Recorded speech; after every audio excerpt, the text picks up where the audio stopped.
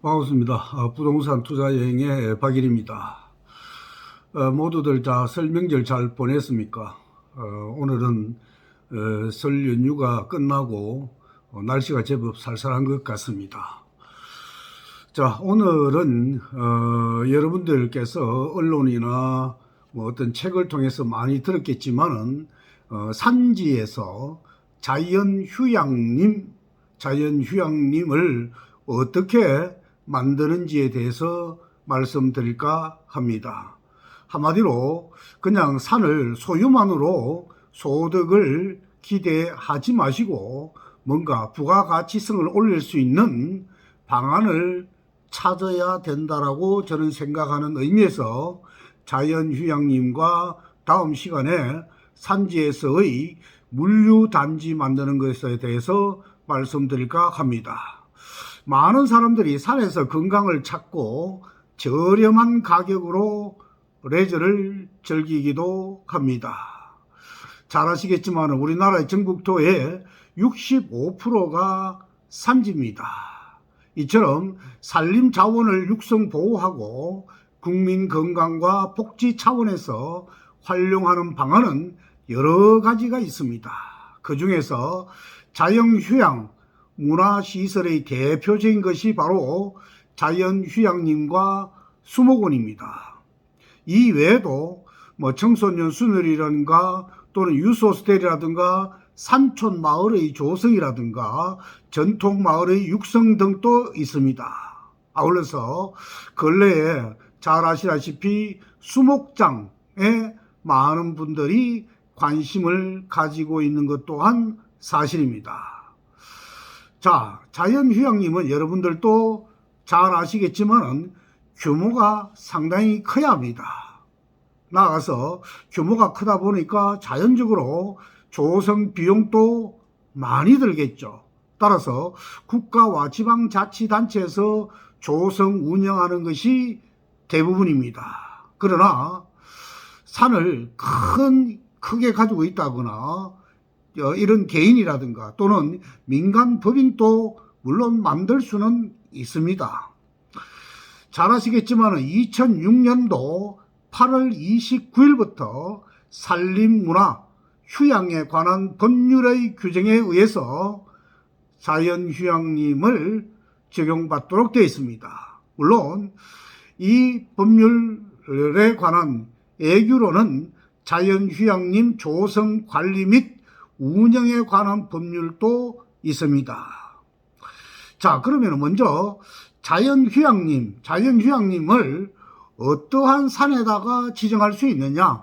모든 산에다가 자연휴양림을 전부 다 지정할 수 있는 것은 아닙니다. 따라서 자연휴양림을 지정할 수 있는 산은 첫째, 경관이 좋아야 되겠죠. 따라서 경관이 수려한 산림이라든가 또 국민이 쉽게 이용할 수 있는 지역에 위치한 산림이어야 됩니다. 마지막으로 규모에 있어 가지고는 30만 헥타 이상 되어야 됩니다. 물론 국가나 지방자치단체 외의 자가 조성할 경우에는 20만 헥타 이상도 가능합니다. 이처럼 30만 헥타 이상의 산림으로서 적지평가 조사 결과, 말이 좀 어렵죠. 적지평가 조사 결과 자연휴양림 조성의 적지로 평가된 산림이어야 한다라는 점 알아두시고요. 자연휴양림은 국유림이라든가 또는 공유림의 경우에는 100헥타라고 하면은 30만 평이죠. 100헥타 또는 사유림의 경우에는 9만 평 이상의 산림에서 사전에 휴양림 조성 적지 평가를 받아야 합니다. 따라서 여러분들이 산림을 크게 소유하고 있다라고 할 경우에는 먼저 내가 자연휴양림으로 한번 만들어 볼까라고 생각을 한다라고 하면은 방금 말씀드린 대로 휴양림 조성 적지 평가를 사전에 먼저 받아야 된다라는 점을 기억하시 바랍니다. 이처럼 민간인이 자연휴양림을 조성하고자 할 때는 반드시 사유림에 국한하는 것이 아니고 또 국유림을 대부 또는 사용 허가를 받아서도 조성할 수가 있습니다. 그러나 잘 아시겠지만 대부를 받을 수 있는 국유림은 요전 국유림이 아니라 불요전 국유림에 한한다라는 것도 알아두셔야 됩니다. 요전 국유림은 사용 허가만 가능하겠죠. 따라서 대부 또는 사용 허가는 유상을 원칙으로 하지만은 예외적으로 무상도 가능하다라는 것도 기억해 두시면 좋겠습니다. 다음은 자연휴양림은 우리가 임업용 산지에서도 만들 수가 있습니다. 공익용 산지가 아니라 임업용 산지에서도 만들 수가 있다라는 겁니다.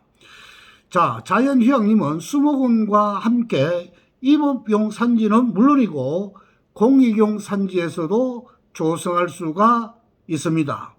조성 시 최소 면적의 제한만 있고 최대 면적의 제한은 없습니다.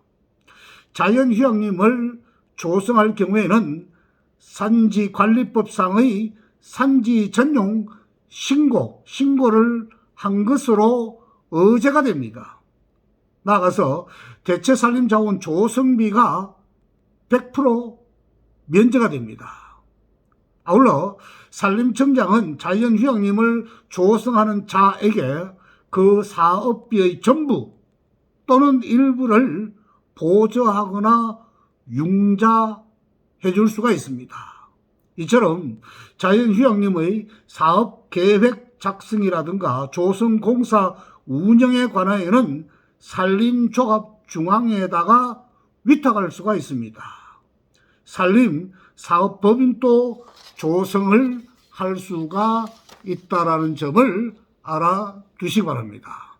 나아가서 우리가 산지를 개발할 때는 연접개발 제한이 적용을 받죠. 그러나 자연휴양림에는 연접개발 제한 규정도 적용받지가 않는다라는 것도 알아두셔야 됩니다.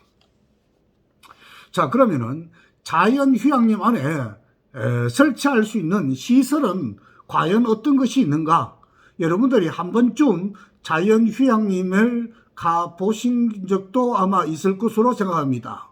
그냥 여러분들이 대충 눈으로 봐왔겠지만은 자연휴양림 안에 설치할 수 있는 시설은 먼저 산림욕장이라든가 야영장, 야외 탁자라든가 전망대, 또 야외 공연장이라든가 대피소라든가 방문자 안내소라든가 숲속의 집이라든가 또는 산림문화휴양관이라든가 임산물 판매장, 매점과 식품위생법에 따른 휴게 음식점이라든가 일반 음식점 등의 편의시설을 설치할 수가 있습니다. 두 번째로 취사장이라든가 오물처리장, 화장실, 오수정화시설 등의 위생시설을 설치할 수도 있고요. 또 자연탐방로라든가 자연관찰원, 전시관, 천문대, 목공예실, 숲속교실, 숲속수련장, 산림박물관, 교육자료관, 동식물원 등 교육시설 또한 설치할 수가 있습니다. 그 이외에 체육시설도 설치할 수가 있습니다. 철봉이라든가 족구장이라든가 민속실험장, 배드민턴장이라든가 게이트볼장이라든가 설매장, 테니스장, 어린이 놀이터장 또는 물놀이장이라든가 산악 승마시설이라든가 산악 자전거 코스라든가 다목적 잔디 구장 등과 같이 체육시설 또한 설치할 수가 있습니다. 나아가서 전기통신시설로서 보안등이라든가 공중전화 등도 설치할 수가 있고요. 나아가서 숲속 가꾸기, 임산물 채취 등과 같은 임업체험을 위한 시설도 설치할 수가 있습니다. 그 밖에 자연휴양림 조성 목적에 부합하는 시설로서 농림부령이 정하는 시설을 설치할 수가 있습니다. 이처럼 자연휴양림 안에 설치할 수 있는 시설을 여러분들에게 말씀드렸는데, 그러면은 이런 설치에 대해서 규모 또한 역시 마찬가지로 규정되어 있습니다. 참고적으로 자연휴양림 안에 설치할 수 있는 시설의 규모로는 개별 건축물의 연면적은 900제곱미터 이하로 해야 됩니다. 다만 식품위생법에 따른 휴게 음식점이라든가 또는 일반 음식점의 경우에는 연면적이 200제곱미터 이하, 3층 이하로 건축할 수가 있습니다. 자, 여러분들이 많이 들어본 자연휴양림의 살림을 그저 소유만 하고 있을 것이 아니라 부가가치성을 올리기 위한 방안으로서 자연휴양림에 대해서 오늘 여러분들에게 간략하게나마 말씀을 드렸습니다.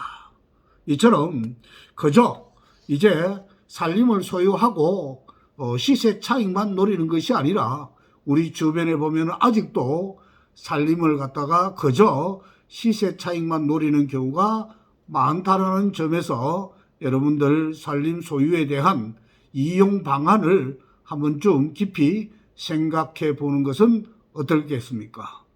자, 오늘은 산지에 대해서 자연휴양림을 만들어 가지고 소득 증대뿐 아니라 국민 건강을 위한 내용을 여러분들에게 말씀을 드렸습니다. 자, 좋아요와 구독 부탁드리고요. 건강에 유의하시기 바랍니다. 수고 많았습니다.